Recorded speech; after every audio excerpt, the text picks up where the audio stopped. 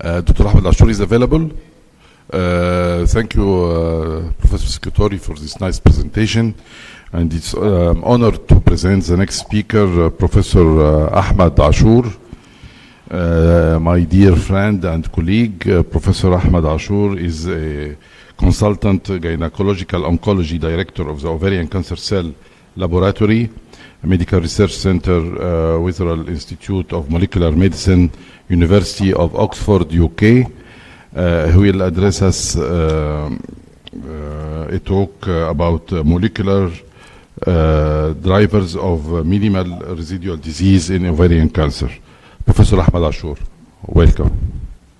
Well, thank you so much for inviting me today. And I can't see the face of the speaker, but I can absolutely recognize the voice, which is Professor Magid Abu Sada. Yes, it is. And, it's a great pleasure to hear your voice and to be invited today to this this great gathering. And thank you to Dr. Ahmed Secretary as well for the opportunity. And I'd like to share with you this presentation. Let me just start. Okay.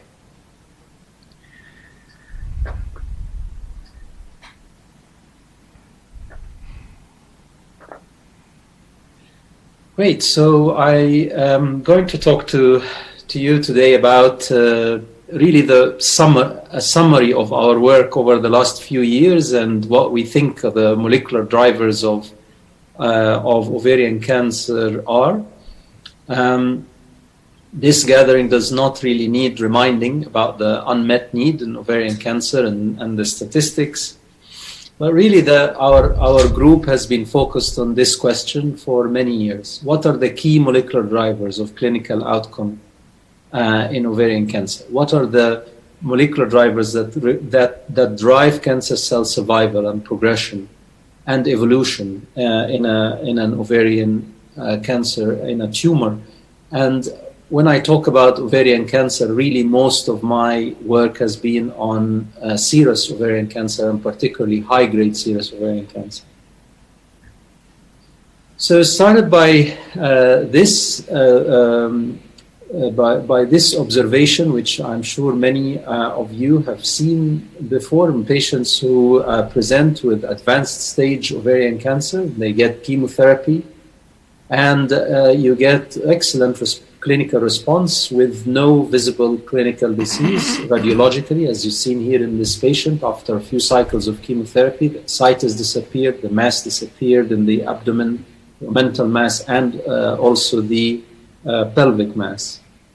The CA-125 went down to less than 30, and then intraoperatively you can't really identify any tumors. I'm going to show you a video on that a little bit later in the talk. When you do your surgery and you excise and you do your H&E stains or any immunohistochemistry, you start noticing this minimal residual disease. And for this particular patient whom I presented the images for, that meant that this patient came back with recurrence within 12 months in spite of complete clinical response. So what are the drivers of this tumor? Well, we know from the certain molecular characteristics of high-grade serous ovarian cancer from the work that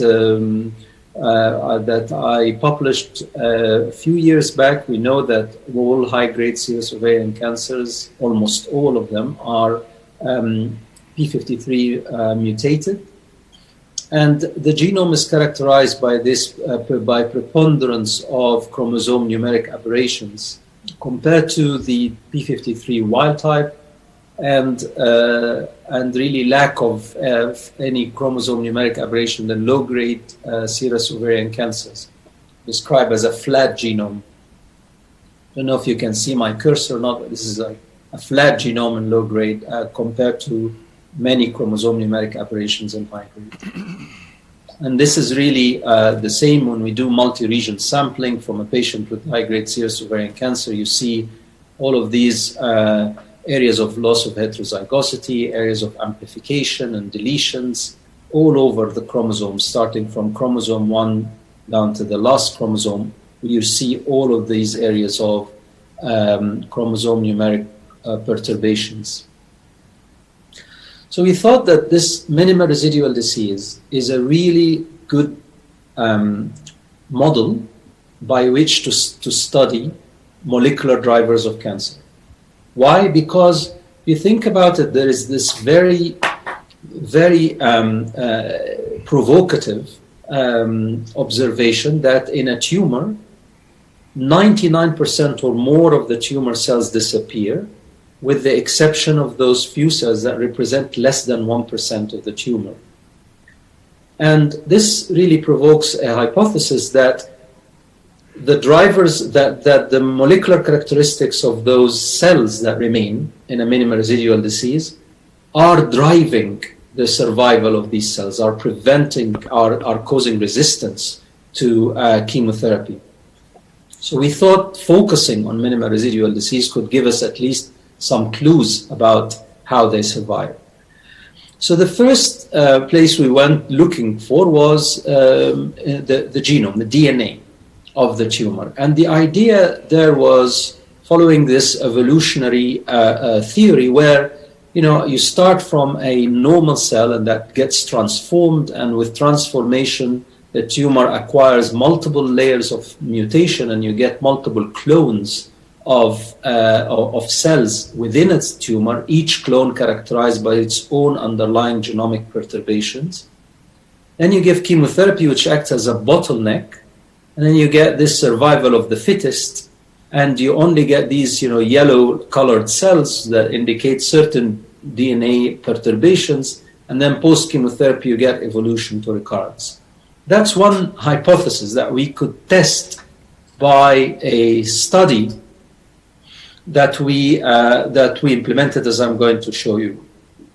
So the idea is that if you do sampling at the beginning, at presentation, and sampling of the tumor at recurrence, you can see this, and then you do DNA sequencing of presentation and recurrence, you can see the different clones of cells, here color-coded, and in recurrence it strikes you that these purple-looking cells are the majority. So you can say that these DNA perturbations in the purple-looking cells are driving resistance. However, you can't really say that for sure or with certainty unless you have the intermediate cells, which is minimal residual disease, unless you sample these. And when you sample these cells, you have one of two situations. You either see, as is the case here, that these purple cells are enriched, and that suggests that the perturbations in the purple cells are driving resistance. Or you see that actually the tumor shrunk, but all the different clones are equal, as you can see, one purple cell and so on. And then post MRD, as the cells expand, those cells, these purple cells get expanded. And that means that whatever genomic perturbations are in the purple cells are not contributing to the resistance phenotype. So to test this hypothesis, we designed the Oxford Ovarian Cancer Predict Chemotherapy Response Trial, or the OXO-PCR trial, where we were taking samples from patients prior to start of chemotherapy and leaving surgical clips, and then coming back and resampling exactly the same position, regardless of whether or not we see a tumor, and then opportunistically at recurrence. So this is a video that I'm going to show you. You can see here, so this is laparoscopy prior to chemotherapy. We get samples from the omentum and the peritoneum and leave surgical clips. This is a patient with neoadjuvant chemotherapy. You come back 10 weeks later, the tumor literally disappeared and you only see the clips. So you sample the areas where the clips were inserted. And then you do H&E stains, and you do laser capture microdissection, and then you do your genome sequencing. I'm not going to go into the details of the technologies that we implemented, but we had to really do our own sequencing method, as we call this DGP co-Mutalex, published last year This is a whole genome sequencing of small amount of tumor, of picogram quantity of DNA, which is typically what you get from minimal residual disease. We had to make this whole genome sequencing method because we found that using standard whole genome sequencing results in serious artifacts because of the limitation of the amount of material. We also implemented our own computational methods for calculating the prevalence of mutations. I'm not going to go into the detail of this, but this is the example of the results that we get. So if you look at this, is just a diagram representing the clonal composition of the tumor prior to chemotherapy. Okay, and this is at recurrence. So if you can see here, this clone has gone from 5% to 40%. However, when you look at the minimal residual disease, you don't see that this clone was enriched. In fact, there was just almost equal proportion of clones in minimal residual disease compared to pre-chemotherapy. And this really indicates that our hypothesis of clonal selection in minimal residual disease was not true. So we could not find evidence of clonal selection in minimal residual disease. So we were not able to see evidence in the DNA, at the DNA level, that certain clones are being selected. So we then went on to look further at expression level, at the RNA and protein level, to see if we can find clues that can determine that can give us certain ideas about what are the molecular drivers of minimal residual disease. So what we started with, we started thinking about reclassifying high-grade serous ovarian cancer into individual classes based on the molecular subtypes. But what we found was that whenever you try to do this directly on the tumor, whenever you try to measure gene expression directly in the tumor, we found that the gene expression status was highly confounded by chromosome numeric aberration. So you couldn't really separate the gene expression from the underlying chromosome numeric aberration. And this is really an example. So each row represents the gene expression of one cell. So each row here is a single cell with single cell RNA sequencing. And if you look in the cancer, in the tumors, you come here and the color coding is for expression of genes. So you see this area here on chromosome 6, you see that this area here, there is high expression of genes on this area. And this is because there was an underlying chromosome amplification in chromosome 6. So that really meant that trying to classify tumors directly based on the expression of genes was not possible because of the issue of chromosome numeric aberration confounding. Instead, we thought, why don't we go to the cell of origin and try to classify the normal cells? Because if you look at the normal cells, you will not have the confounding of chromosome numeric aberrations. We look at the normal cells and try to classify those and see if those classifications can then be used to classify the cancers themselves. So this is similar to the idea in breast cancer, where we have known for many, many years that there is, for instance, a luminal type of breast cancer and a basal type. And if you look at the gene expression of the basal breast cancer, luminal cancer, you see the great analogies. They're very similar to the expression levels of luminal and basal cells in the normal mammary gland. So this is what we did. We thought, let's test this hypothesis.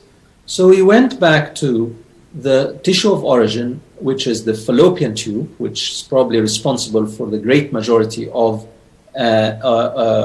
origin of high-grade serous ovarian cancer. And we did single-cell RNA sequencing. We took cell by cell and sequenced them using RNA sequencing to get the gene expression on a cell-by-cell basis. And when we do that, we discovered 4 new types of secretory cells in the fallopian tube that were not previously identified. And we call those differentiated cells keratin 17 positive, EMT positive, and cell cycle positive. So, and we validated those subtypes using organoid models. But the important thing is that so we now found that in those, in the fallopian tube, there are essentially 5 subtypes of cells. One is the ciliated, which we knew about. We didn't find any new ciliated subtypes. And the 4 secretory cells that were newly discovered. So we then went on and said, okay, what are the minimum number of genes that can differentiate between these 5 different subtypes? And we found that those are 52 marker genes, which have now collectively called them the Oxford Classic for Oxford classification of ovarian cancer. I'm going to tell you about that in a minute.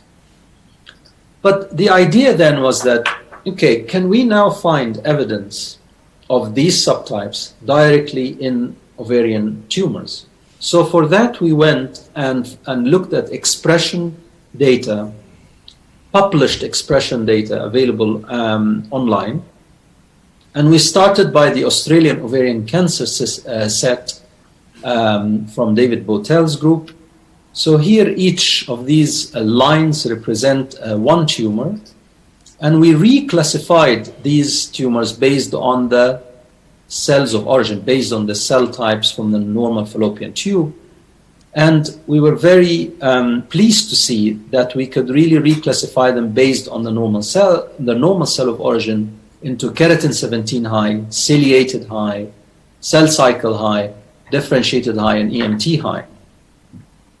And importantly, when we look at this EMT high category, we found very strong correlation between EMT high tumors and poor survival. So these EMT high tumors have very strong very poor survival with a hazard ratio of about 2.5 to 3, as I'll show you.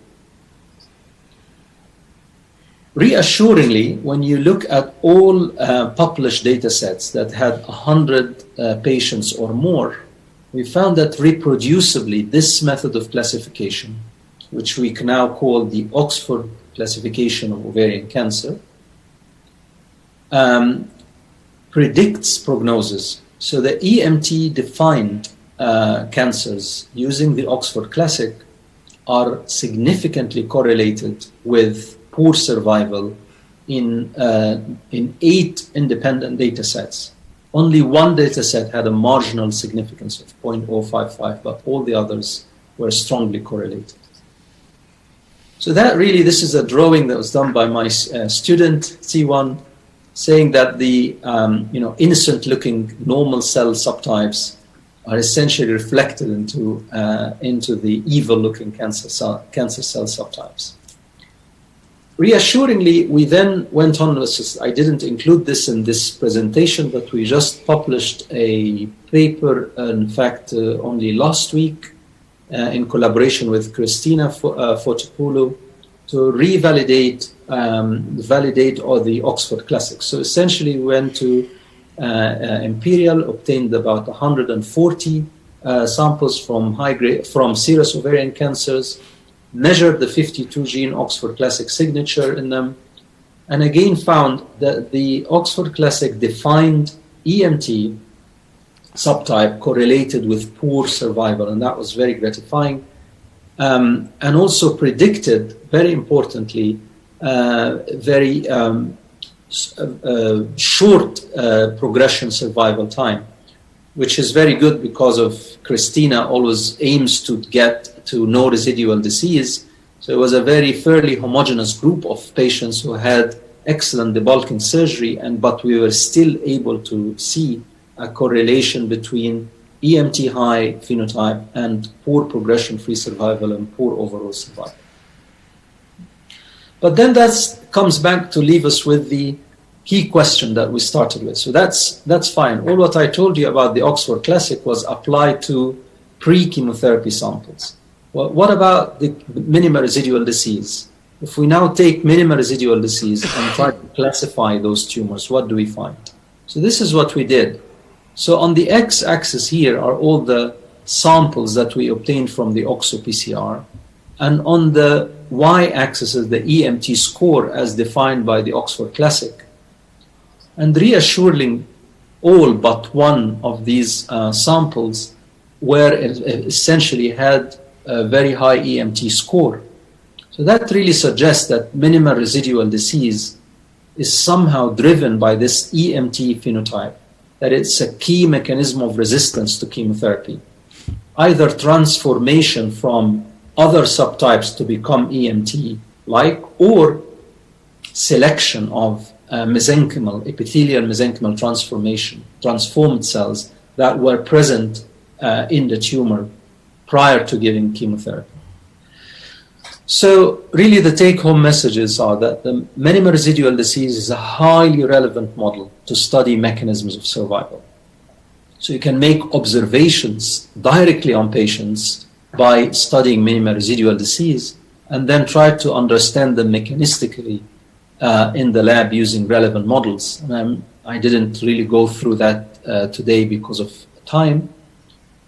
But what we believe in is that this EMT high cell state is a strong indicator and strong driver of cancer cell survival and poor clinical outcome. And how this EMT high state drives cell survival is likely determined by complex interaction with the microenvironment. For example, for the paper we just published last week in Clinical Cancer Research, we found that this EMT high phenotype is strongly correlated with enrichment of the immunosuppressive macrophages, M2 macrophages, so indicating that there is an interplay between cells in the microenvironment. And I'd like to end by thanking my colleagues, our funders. A particular thanks to Ziwan Hu, who did a lot of the expression, single cell gene expression work, and Chris Yao, who is a professor of artificial intelligence, who helped us a great deal in analyzing, in the analysis of the